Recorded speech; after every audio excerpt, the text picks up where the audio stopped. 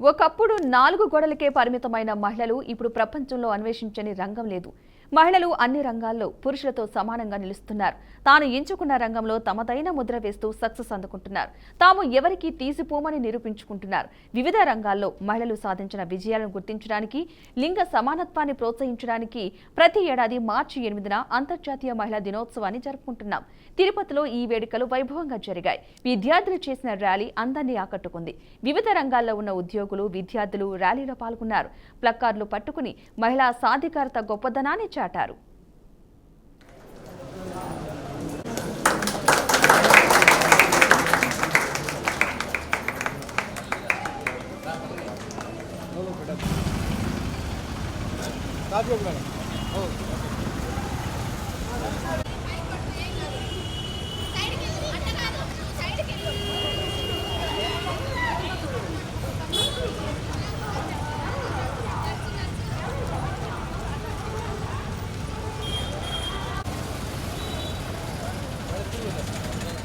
మహిళా దినోత్సవం అనేది ఎందుకు జరుపుకుంటున్నామనంటే ఆకాశంలో సగము అవకాశాల్లో సగము అనే ఉద్దేశంతో ఉండే మహిళల్ని మనం అన్ని రకాల సమాన అవకాశాలు కల్పిస్తూ వాళ్ళ అభివృద్ధికి, వాళ్ళ సంక్షేమానికి, వాళ్ళ హక్కులకు కాపాడుతూ మన వంతు బాధ్యతగా, మన వంతు గురుతర బాధ్యతగా మనమందరము వాళ్ళని గౌరవించాల్సిన పరిస్థితి ఉంది.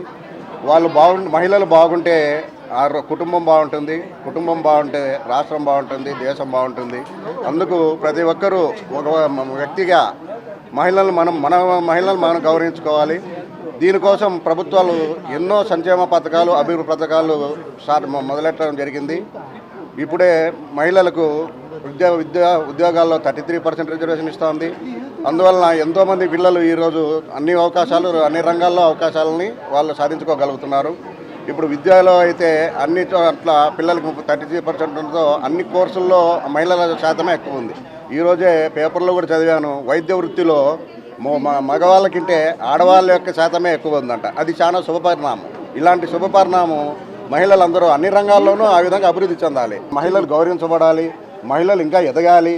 వాళ్ళు బాగుంటే అందరూ బాగుంటారు, సొసైటీ బాగుంటుంది, సమాజం బాగుంటారు, అందరూ బాగుంటారు. కాబట్టి అది అందరూ గుర్తు బాధ్యతగా పాటించాలనే ఉద్దేశంతోనే ఈ అంతర్జాతీయ